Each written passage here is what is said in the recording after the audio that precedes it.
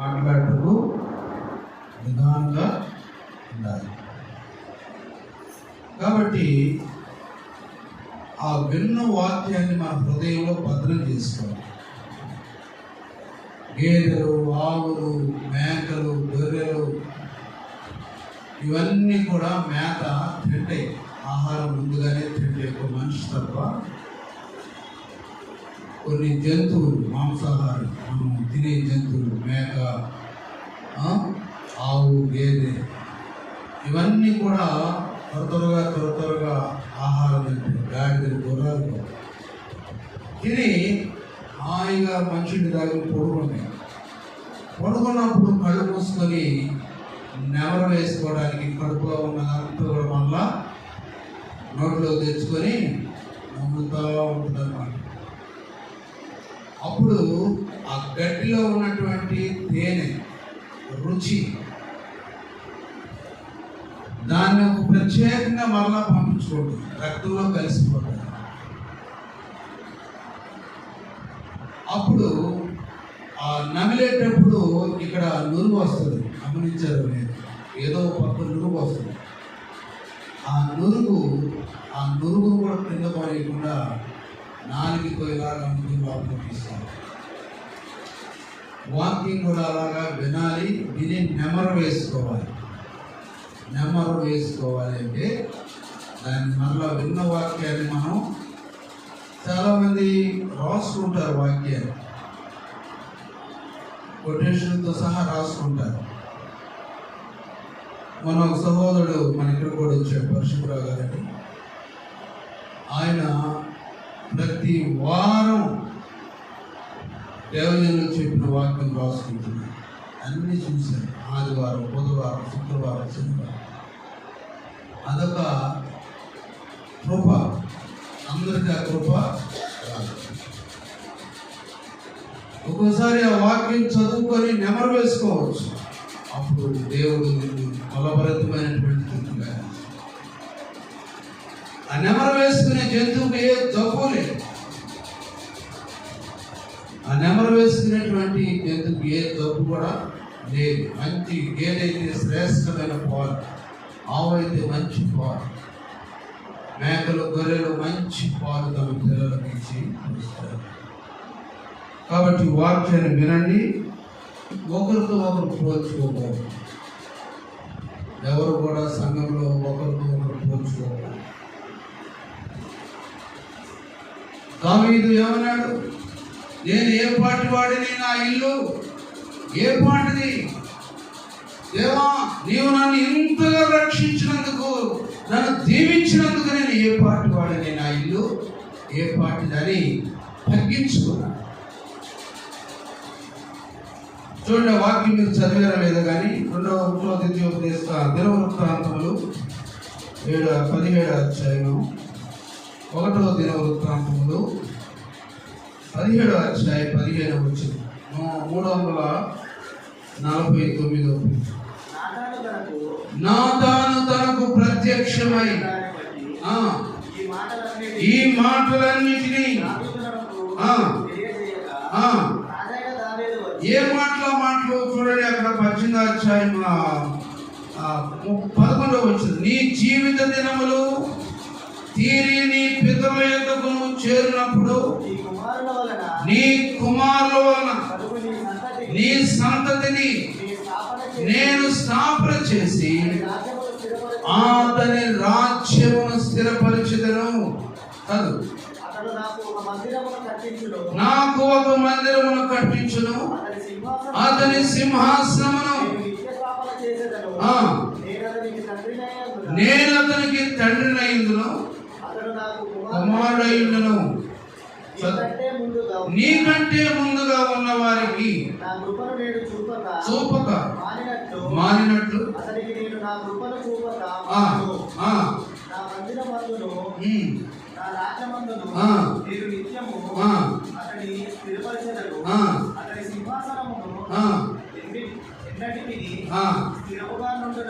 అతనితో ఈ మాటలను బట్టే గర్వించలేదు దావీదు. చూసావా, నేను ఎంత ఇష్టమో, నా తనకు లేదు ఈ భాగ్యం, ఫిలిప్పుకి లేదు ఈ భాగ్యం, యెషయాకి లేదు ఈ భాగ్యం, సౌలుకి లేదు ఈ భాగ్యం. నా ముందు చూసేవన్నా ఏమన్నా కాలు రెగడేసాడా, లేకపోతే ఏమన్నా తమ్ముడు సీతారాలు వాయించాడా, లేకపోతే పెద్ద పెద్ద వాలు పోస్టులు వేయించుకున్నాడా? లేదు. అక్కడ ఆ మాటలు 12-15 వచనం మనం ఎంతగానో నేర్చుకోవాలి. నా తాను తనకు ప్రత్యక్షమై ఈ మాటలన్నిటినీ దావీదునకు తెలియచేయగా. ఎవరంటాయన? Is a king of David. అతడు రాజు, ఇశ్రాయేలు ప్రజలకు రాజైన దావీదు అన్నాడు. అక్కడ దావీదు వచ్చి యెహోవా సన్నిధిని కూర్చుండి ఇలాగూ మనము చేసెను. దేవా యెహోవా, నీవు నన్ను ఇంతగా హెచ్చులోనికి తెచ్చుటకు నేను ఏ పాటి వాడిని? Who am I and what is my house? నేను ఏ పాటి వాడిని? నా ఇల్లు ఏ పాటి? ఎప్పుడైనా అలాంటి మనసు ఉందా మనకు? అలాంటి మనసు వచ్చిందా? నేను ఏ పాటి వాడిని, నా ఇల్లు ఏ పాటి? ప్రియులారా చూడండి, అలాంటి మనసు దైవజనుడు చెప్పిన మాటలు అలాంటి సారాంశం. నేను ఏ పాటి వాడి? Every time who am I? నేను ఏ పాటి వాడి? ప్రభా నేను ఏ పాటి వాడిని? ఒక పెద్ద డాక్టర్ గారు ప్రార్థన చేస్తున్నాడు. ప్రభా నేను ఏ పాటి వాడిని? ఇంటర్మీడియట్ బైపీసీ 2 సార్లు చెప్పారు. దైవజనులు ప్రార్థన చేశారు, ప్రభా ఈ బిడ్డని ఎలాగైనా సరే ఈ సబ్జెక్ట్ లో పాస్ అవ్వాలి ప్రభా అని ప్రార్థన చేశారు. ఆ యవనస్తుడు అప్పుడు ఏం చేసేవాడు? మందిరం ఉడవటం, మందిరం కడగటం, బాత్రూమ్ తుడవటం, దేవుని సేవకులు కాలు తొడవటం, ఇలాంటి పనులు చేస్తే ఆశీర్వాదం రాదా? నీ బిడ్డలకు దేవుడు పనిచేయాలని ఆశ ఉందా? అసలు ఆశ కలిగిన ప్రాణం ఉందా నీ బిడ్డలకి? నీకుందా అసలు? ముఖ్యంగా దేవుడు పని చేస్తే దేవుడు నీ పని చేస్తాడు. ఇంటర్మీడియట్ 2 సార్లు, బైపీసీలో బాటనీ ఒకసారి, కెమిస్ట్రీ 2 సార్లు చెప్తే 2 సార్లు దేవుని సేవకులు ప్రార్థన చేశారు. ప్రభా ఇదిగో ఈ దీన స్టూడెంట్ ప్రార్థన చేయండి ప్రభా అని ప్రార్థన చేస్తే ఎక్కడో హాస్టల్లో ఉండి చదువుకుంటున్నాడండి. సంఘాన్ని పట్టుకొని ఆదివారం, శనివారం, బుధవారం క్లాసులు కూడా వెళ్ళకుండా వచ్చి దేవుని సన్నిధిలో కూర్చుంటే దేవుని సేవకులు ప్రార్థన, సంఘం ప్రార్థన చేసి ఆ బిడ్డ పాస్ అయితే ఎంసెట్ రాశాడు. ఎంసెట్ రాస్తే ఎంబీబీఎస్ సీట్ వచ్చింది గుంటూరు మెడికల్ కాలేజ్. నేను పేదల తల్లిదండ్రులు కూలీ నాలి చేస్తున్నటువంటి ఫ్రీ సీట్ ఇచ్చి మెడికల్లో 4 సంవత్సరాలు ఆ కోర్స్ అంతా ఎంబీబీఎస్ పూర్తి చేసి అయిన తర్వాత ఎంఎస్ చేయడానికి ఇంకో ప్రాంతానికి వెళ్ళి అక్కడ ఎంఎస్ చేసి ఇంకా కొంచెం దేవుడు సహాయం చేసి ఇంకా అమెరికాకి వెళ్ళి మంచి న్యూరాలజిస్ట్ చదివాడు. అంటే ఏం చదివాడు? నరాల డాక్టర్ అయిపోయాడు. ఆయన అంటాడు, ప్రభా నేను ఏం పాటు ఇంటర్మీడియట్ 2 సార్లు తప్పినాడు, ఈ నరాల డాక్టర్ అయ్యాను ప్రభాని శుద్ధిస్తున్నాడు. ప్రభు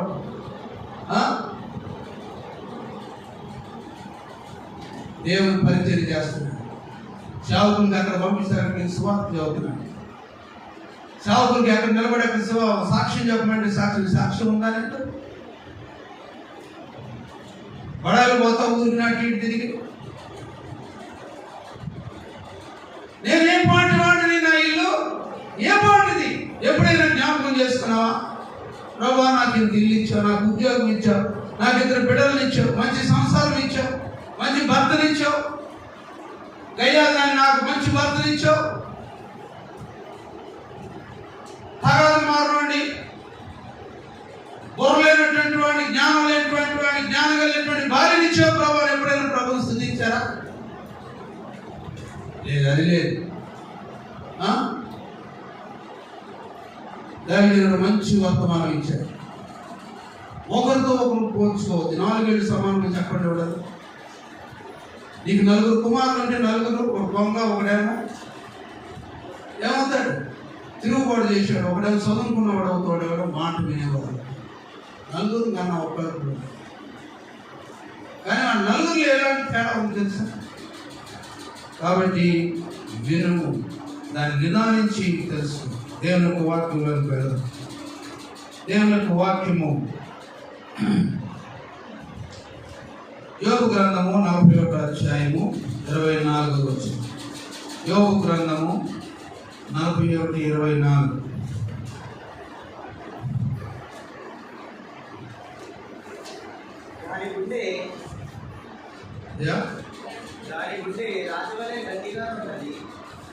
దాని గుండె రాతి వలె గట్టిగానున్నది, అది తిరుగటి క్రింద దిమ్మంతా. పరిశుద్ధుడైన తండ్రి, వాక్యం ద్వారా మాతో మాట్లాడాడు ప్రభా. గుండెలు కఠినమైపోయి మానవుని హృదయం అనే గుండె ప్రభా, ఇదిగోనైనా అది తిరగల క్రింద ఉండేంత దిమ్మంత కఠినం. మా హృదయాన్ని సరిచి అయోగ్యులను క్షమించేంత వరకు మీ దాసుని బలపరచువాడు. యేసు నామమున అడిగి ప్రార్థన చేస్తున్నాం. దాని గుండె రాతి వలె గట్టిగా ఉందంట. మానవుని యొక్క గుండె దేవుడితో దేంతో పోల్చాడంటే రాతితో పోల్చాడు. మానవుని గుండె ఎలా ఉందంట? కఠినంగా ఉందంట. కొన్నిసార్లు నీ గుండె ఏమైపోతుంది తెలుసా? కఠినం చేస్తుంది. సరే, నీ భర్తదే తప్పు, నీ కొడుకుదే తప్పు, లేకపోతే పాస్టర్ గారిదే తప్పు. ఈ మధ్య పాస్టర్ గారి మీద కూడా గుండె కఠినం చేసుకుంటున్నారు. కాలిపోతావు జాగ్రత్త.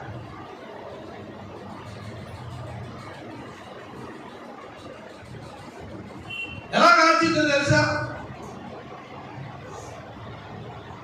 అయింది చెప్పకూడదు. నీ గుండె ఏమైపోయింది? కఠినమైంది. 6 కళ్ళు 4 అచ్చు. కయ్యూని హృదయం, కయ్యూని గుండె ఏమైపోయింది? కఠినమైంది. ఎదురన్నదమ్ములే చక్కగా ఒక తల్లి గర్భం నుంచి వచ్చారు, బాగా పెరిగారు. కయ్యూని హేబేలు బాగా ఉన్నారు, ఒక్కొక్కలే మంచి అన్నదమ్ములు అనుకుంటున్నారు. కానీ అన్నదమ్ముల గుండె ఎలాగైంది? ఒకటిదేమో మాంసపు గుండె, ఒకటిదేమో కఠినమైన గుండె. కఠినమైనటువంటి కయ్యూని గుండె. ఎందుకు? దేవుడు అర్పణ అంగీకరించలేదని.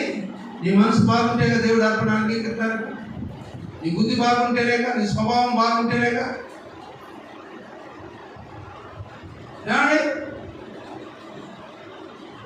ఈ మధ్య ఒక ఆమె కొట్లు అన్ని పెట్టుకెళ్తుంది దేవుడు. ఒక కొడుకుతో ఒక పోతు వచ్చింది, చింపాంజీ అంటాం దాన్ని. అది వచ్చి ఆమె దగ్గరికి వెళ్ళి దాన్ని కిందకి లాగి వంతుంది. ఆమెను అక్కడే దండం పెట్టుకుంటుంది, కరవకుండా కాపాడలేదు. కయ్యూను కూడా తన హృదయాన్ని ఏం చేస్తున్నాడు? గుండెని ఏం చేస్తున్నాడు? కఠినం చేస్తున్నాడు. నా తమ్ముడు ఎలాగైనా నేను ఏం చేయాలా? చంపే. వీడుంటే నాకు అడ్డుపడ్డ ఉంటాడు. నేనేమో తక్కువ వాడినా? వీడు ఎప్పుడు చూసిన ప్రార్థన చేస్తాడు, దేవుని సేవకులు తొందరలు పెడతాడు, దేవుని సేవకులు వస్తే మంచి చక్కగా పరిచయం చేస్తాడు. అంత అవసరమా? ఏ గుండె? గుండె కఠినమైనటువంటి గుండె. దేంతో పోలుస్తున్నాడు? తిరగటి కింద ఒక పెద్ద బండ ఉంటుంది అన్నమాట, రౌండ్గా. పైన ఊరినే తిరగటమే నాట్యం ఆడుతున్నాయి, కింద బండ ముక్కలు చేసేసి. అంత గట్టిగా లేకపోతే ముక్కలు చేయదు. ఈ గుండె ఎలా ఉంది? మధ్యాహ్న కాల సమయంలో పరీక్ష చేసుకున్నావా? మాటికి అలగటం, చీటి మాటికి నొచ్చుకోవటం. ఎలా ఉంది నీ గుండె? ప్రతి వారి గుండె ఏమైపోయింది? బలహీనమైపోయింది. కయ్యూని గుండె బలహీనమైపోయింది.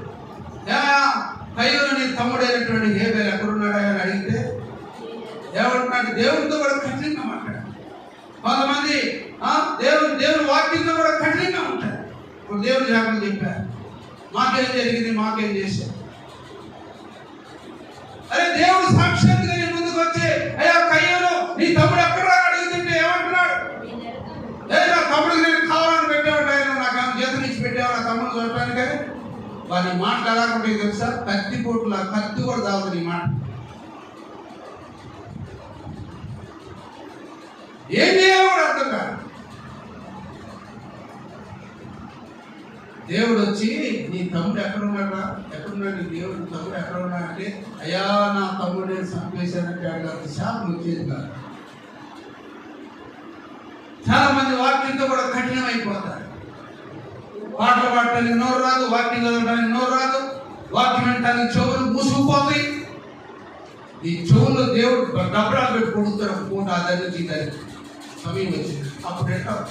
లేకపోతే చెవిటి వాడుగా చేసేస్తాడు. నీ మాట వినపడదు, చిచ్చిన వినపడదు, కొట్టిన వినపడదు, ఏమీ వినపడదు. యెహోవా నీ తమ్ముడైనటువంటి హేబేలు ఎక్కడ ఉన్నాడు? కయ్యూను అడగా. ఎవరైనా కయ్యూను నీ తమ్ముడైన హేబేలు ఎక్కడ ఉన్నాడు ఆయన? చూడండి, దేవుడు ఎవరన్నా సాత్వికుడును దీన మనసులో ఉన్నటువంటి వాడు. నా హృదయ కోపము ఒక క్షణం మాత్రమే, కానీ ఇదిగో నేను దీర్ఘకాలముగా నేను క్షణం మాత్రమే నేను శ్రద్ధించింది, కానీ గొప్ప వాత్సల్యముతో నేను నిన్ను హత్తుకున్నాను. కయ్యూను నీ తమ్ముడైనటువంటి హేబేలు ఎక్కడ ఉన్నాడు అంటే, నేను ఎరగను, నా తమ్ముడికి నేను కావలి వాడనా అన్నాడు. సార్ ఏ మొహమాటం ఉండదు. చాలా మందికి మొహమాటం ఉండదు. అయ్యో ఏమనుకుంటారు ఈ మాట అంటే, ఈ మాట అంటే ఏమనుకుంటారో, ఎంత నచ్చుకుంటారని అలాంటి మిగిలిన జ్ఞానం కూడా ఉండదు. తింటారు, 2 పళ్ళేలు ఆనందం తింటావు. ఏం ప్రయోజనం? ఏం ప్రయోజనం? తినేటప్పుడు జ్ఞానం కూడా ఉండాలి, కొంచెం ఆలోచన ఉండాలి. ఇదంతా చేస్తుంది నీ కఠినమైన హృదయం. చూడండి, దేవుని యొక్క వాక్యంలో మనం గమనించినట్లేదు. యెషయా గ్రంథము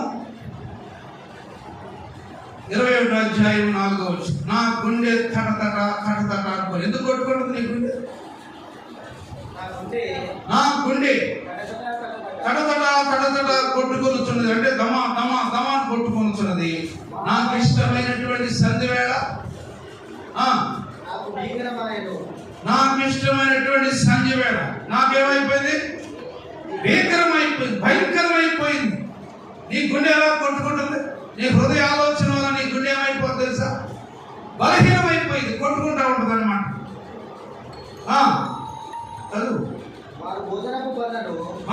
సిద్ధము చేయదు.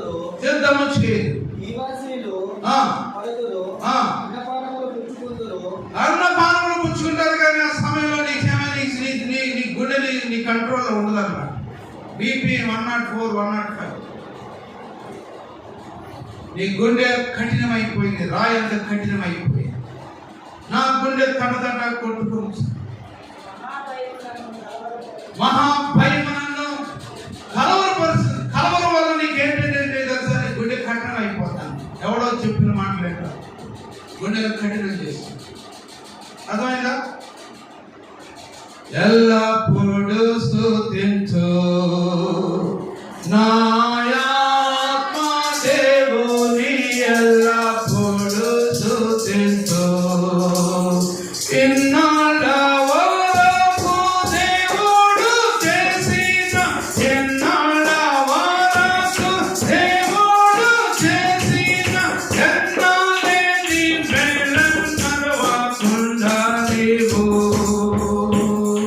ఎల్లప్పుడు స్తుతించు నా ఆత్మ దేవుని, ఎల్లప్పుడు స్తుతించు.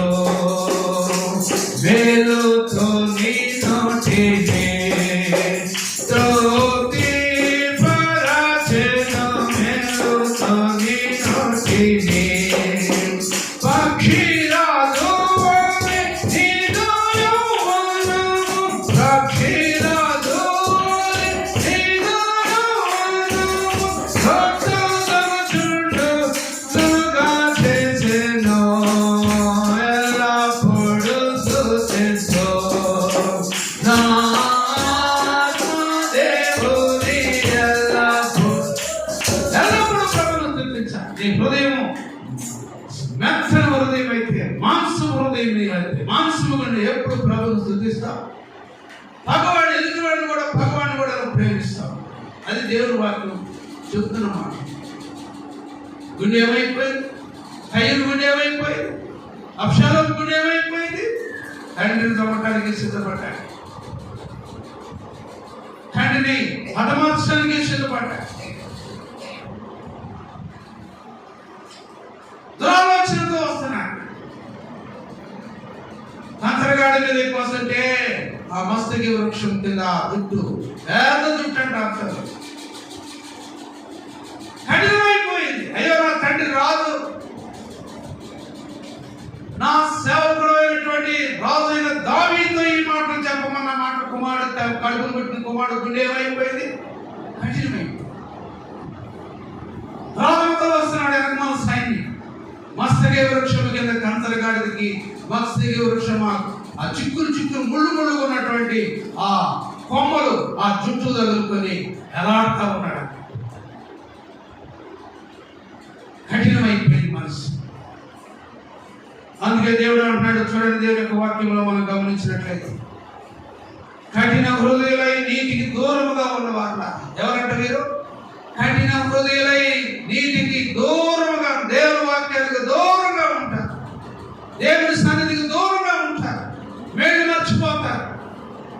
యెషయా గ్రంథం 46:12 కఠిన హృదయులై నీటికి దూరముగా ఉన్నవారు అన్నమాట ఆలకించండి.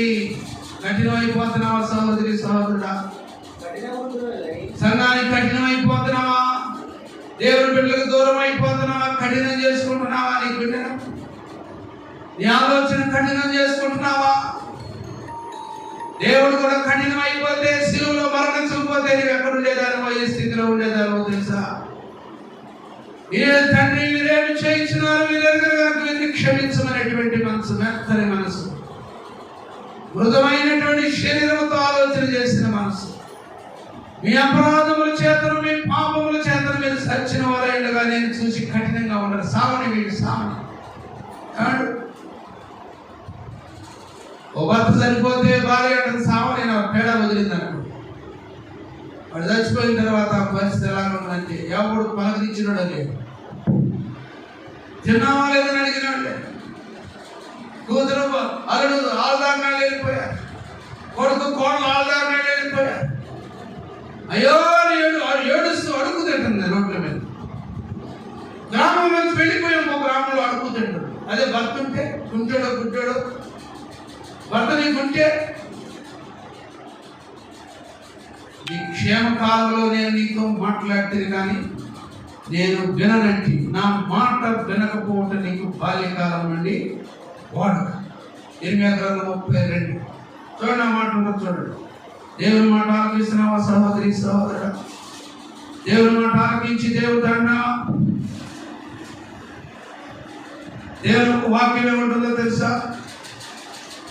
చాలా కాలం క్రిందట నేను నీకు ప్రత్యక్షమై ఇదిగో నేను నీతో మాట్లాడితే కానీ నీవు నా మాట వినకపోతే, నా మాట వినకపోవటం నీకు బాల్యకాలం నుండి ఏమైపోయింది? వాడుకైపోయింది. చూడండి దేవుని వాక్యంలో 22:21 నీ క్షేమకాలంలో, నీ మంచిగా ఉన్నప్పుడు, నీ ఆరోగ్యం ఉన్నప్పుడు దేవుడు ఎన్నో మాటలు హెచ్చరించి, దేవుని సేవకుల ద్వారా ఎన్నో సార్లు హెచ్చరించి నీ క్షేమకాలంలో నీతో మాట్లాడినప్పుడు ఏమంటావు? వినకుండా దేవుని వాక్యంలో దేవుని సన్నిధిలో కూర్చోకుండా వెళ్ళిపోతారు. ఏంటి? వాళ్ళ హృదయం కఠినం అన్నమాట. జాగ్రత్త. నీ హృదయం బట్టి దేవుడు నీకు వ్యాపారం, నీకు ఇదిగో నాయన అక్కడ జడ్జిమెంట్ జరుగుతూ ఉంటారు. దేవుడు నీ హృదయం అలాంటిదో దేవుడికి తెలుసు. నీ ఎంత కఠినం చేసుకున్నా కొంతమంది ఏమంటారు, ప్రార్థనకు రావడం కూడా ఇష్టం లేదండి. కొంతమంది ప్రార్థన రావడం కూడా పాడైపోయి నాశనం అయిపోతా ఉంటారు. నీ హృదయ ఆలోచనలు నీ మీద నేరారోపణ చేస్తాయి. దేవుడు సన్నిధిని అడగలుగుతావు? నేను పాడు చేసిన వాడి దగ్గరికి వెళ్తావా? నేను పాడు చేసే స్త్రీ దగ్గరికి వెళ్తావా? నేను పాడు చేసే పురుషుడి దగ్గరికి వెళ్తావా? ఆదివారం పరిశుద్ధులను దేవుడు నిన్ను మేలుకొచ్చి బ్రతికించి నీకు అంత యోగ్యత ఇచ్చి ఆదివారం ప్రార్థన రావడం ఇష్టం లేదండి. మా జోలికి రాదు. వాక్యంలో యవనస్తులైన పిల్లలు జాగ్రత్త. నీ క్షేమ కాలంలో, ఎవరి కాలంలోనే నీ తల్లిదండ్రులు నీకు ఆధారంలో ఉన్నప్పుడే దేవుని వాక్యం నీతో మాట్లాడు. చదువు దేవుని యొక్క వాక్యం.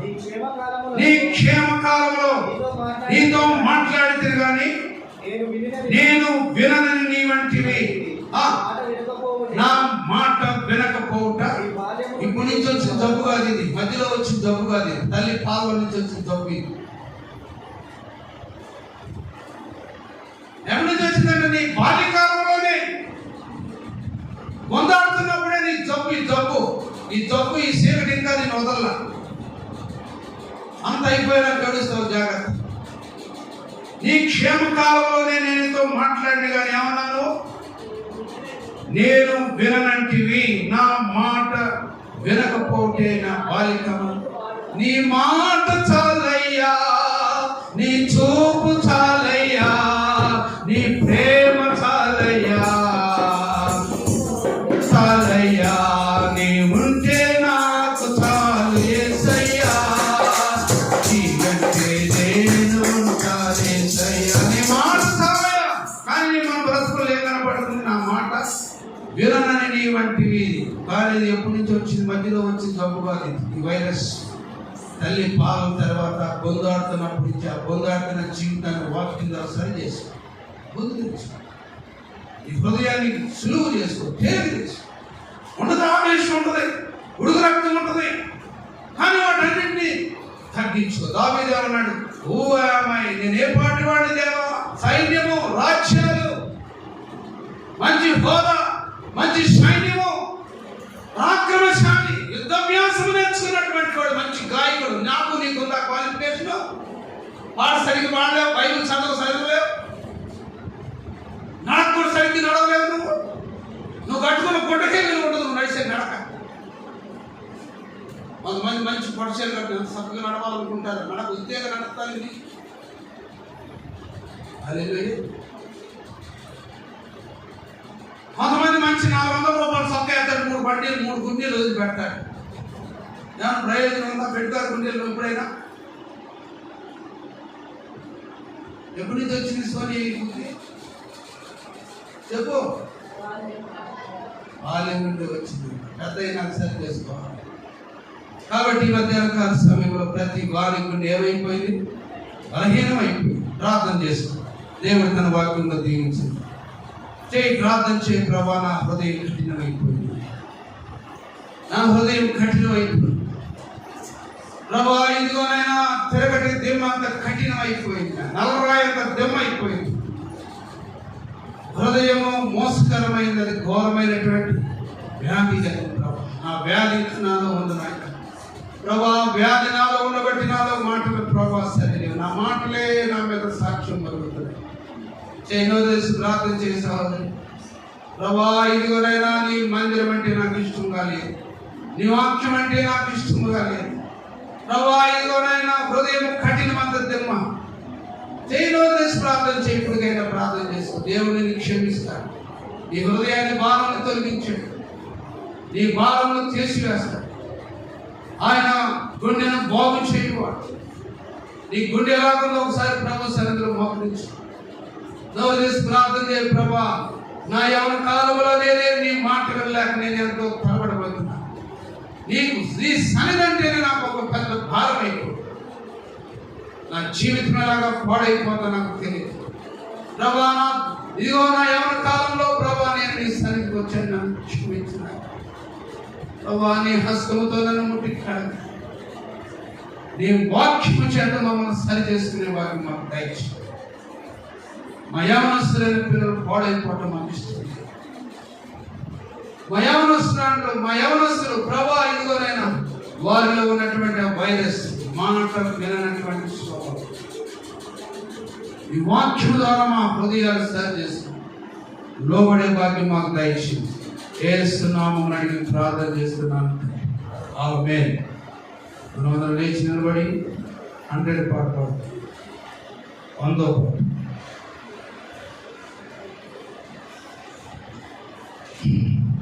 గుండె చెదరిన వారిని బాగు చేయు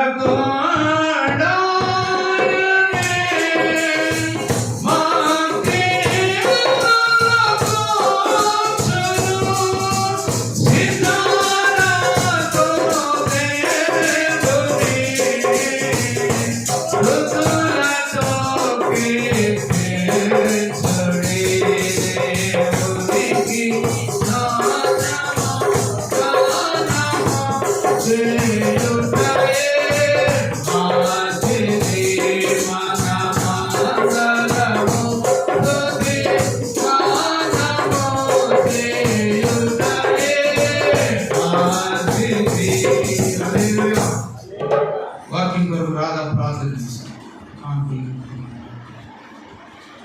అందరూ ప్రార్థన చేసి